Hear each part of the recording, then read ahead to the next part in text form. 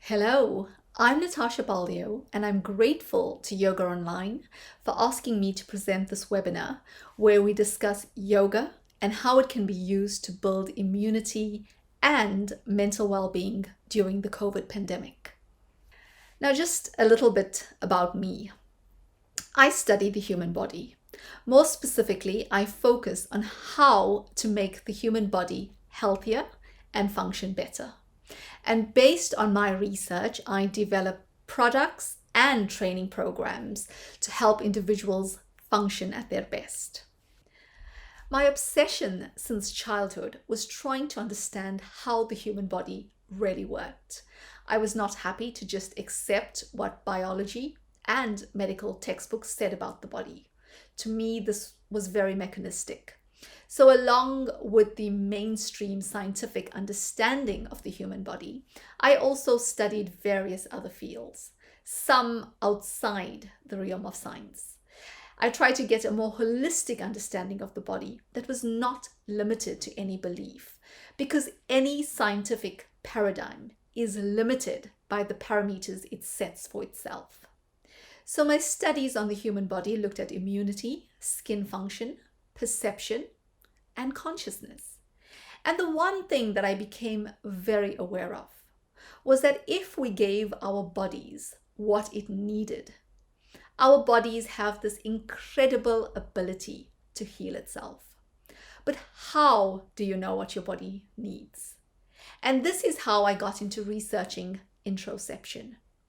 Research shows that by improving interoceptive ability, we are better able to regulate our moods, we are less likely to be body dysmorphic or to struggle with eating disorders.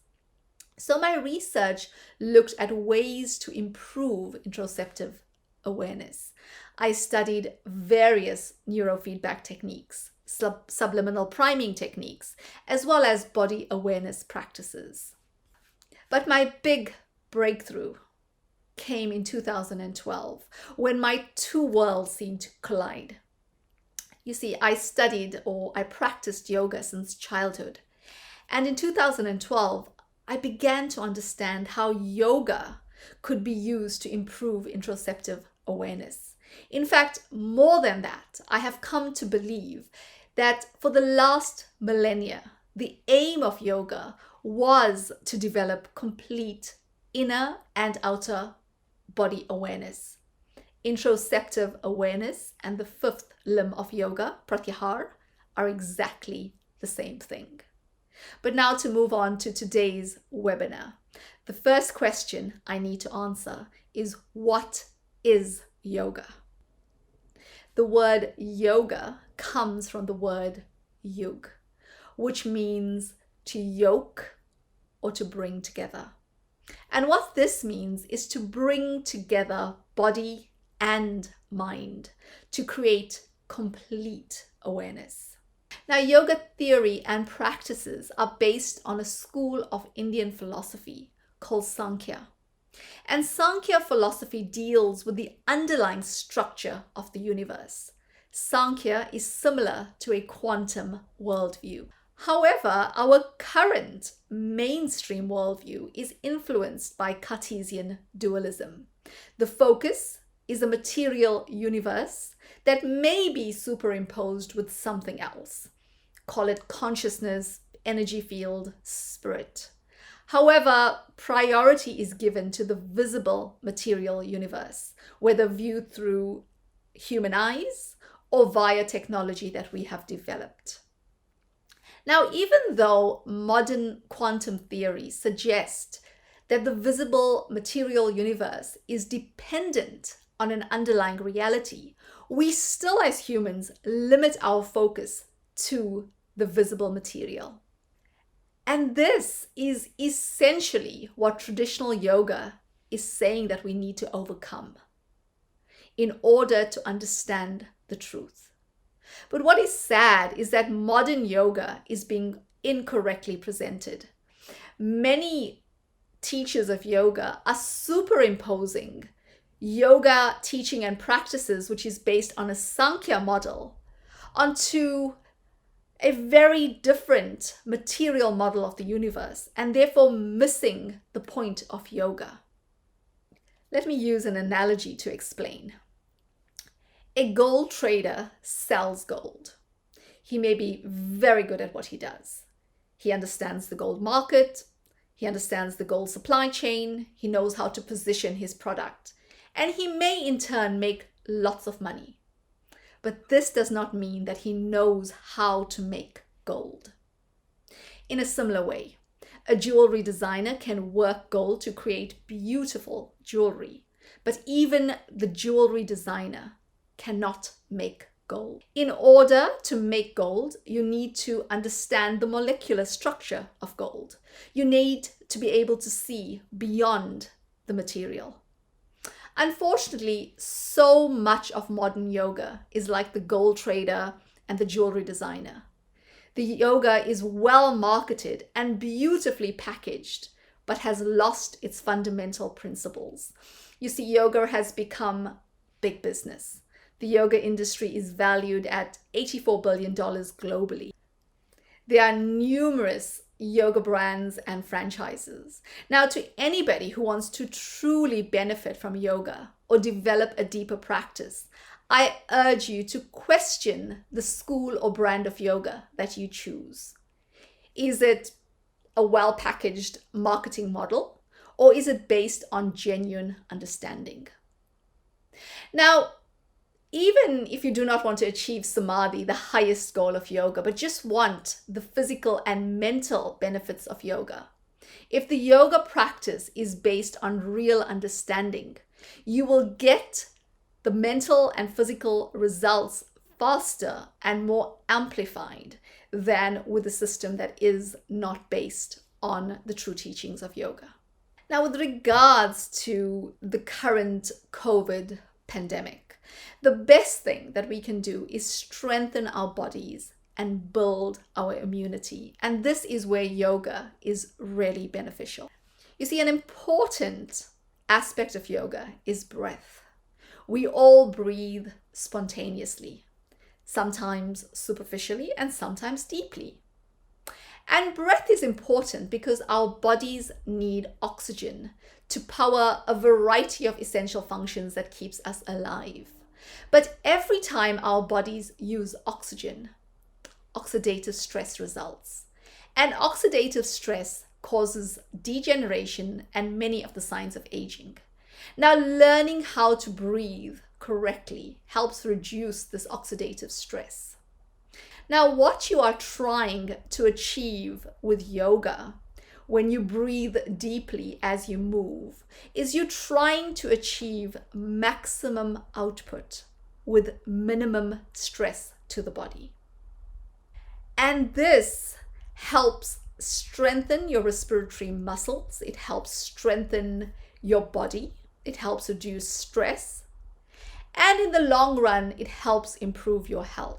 So just learning to breathe deeply as we move is beneficial for a multitude of reasons. Now, during the various lockdowns, during isolation, or with many of us working from home, what we seem to lose is our rhythm. We lose all boundaries and borders, and one day blends into the next, resulting in loss of motivation and various negative thought patterns. Now, one of the essentials of yoga is a morning and evening practice. You see, our bodies work on a circadian rhythm. Therefore, a simple morning and evening yoga practice can do wonders for our well-being. The beauty of yoga is that you don't need equipment or much space. And traditionally, yoga recommends morning sun salutations and then evening moon salutation practices. Now, there are many classes available online and in studios, but remember that you should be doing more vigorous yoga classes that stimulate the sympathetic nervous system in the morning, and more relaxing stretch classes that stimulate the parasympathetic nervous system in the evening. This is what Hatha yoga is about: sun and moon, yin and yang. Hatha yoga is about strengthening all aspects of the body to create balance and physical well-being. Now, the other area of importance when thinking of immunity is gut health. Over the last few years, the gut microbiome has become a huge topic of discussion and its relationship to a variety of health issues. Within our gut, we have numerous species of bacteria, and these bacteria help us digest food.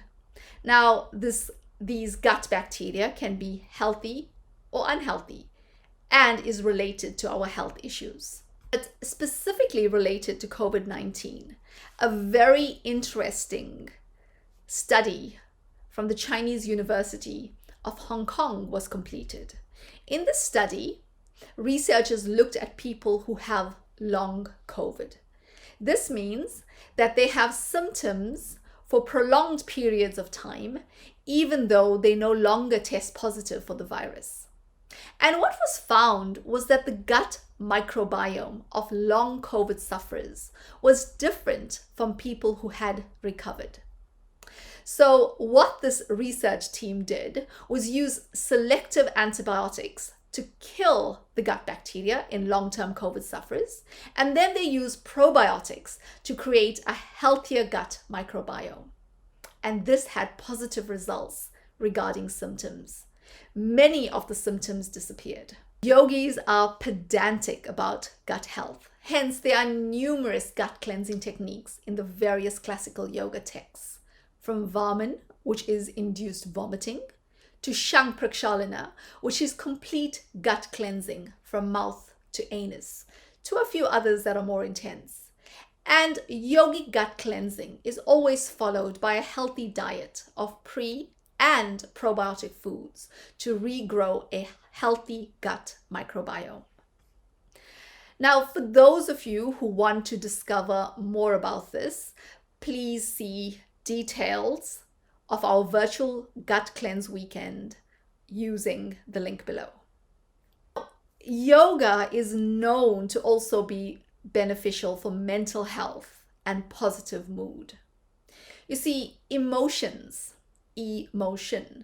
are feelings that pass through our body, but sometimes we get stuck in a certain emotion, in a certain mood. And the fastest way to change a mood is to move. Numerous studies show that movement, be it walking, running, or dancing, as well as exercise, are good for maintaining and creating a positive mood.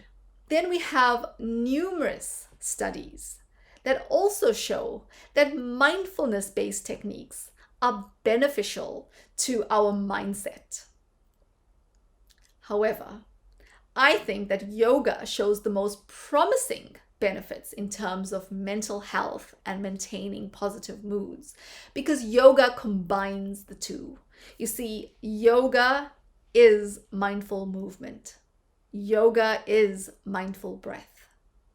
So what I'm going to do is share two very simple yogic breathing techniques that you can do anywhere at any time to help you shift a mood and to help create a more positive mindset.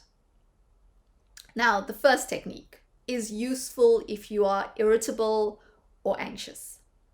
All you need to do is take a deep breath in through your nose and then sharply exhale through the mouth. So deep breath in through the nose, sharp exhalation through the mouth. Once more, inhale deeply through the nose and then sharply exhale through the mouth. Now you just need to repeat that a few times. Simple technique to actually help you feel less burdened with a painful emotion, but also it can help energize. Second technique works if you are feeling angry or upset, hot-headed. All you need to do is pucker your lips like you're getting ready to kiss somebody, and then you suck in air through your lips. This is difficult to do while I talk, so I'm going to explain it to you and then I'm going to show you what it looks like. So remember, all you're going to do is pucker your lips like you're getting ready to kiss somebody, and then with the puckered lips, you suck in air through your lips Then you close your lips. Hold the cool air in your lungs because you will feel the coolness of that breath. So hold it in for a couple of seconds and then slowly exhale through your nose. So I'm going to do this. Pucker the lips, suck in the air, and then slowly exhale through the nose. Let's repeat. Pucker the lips,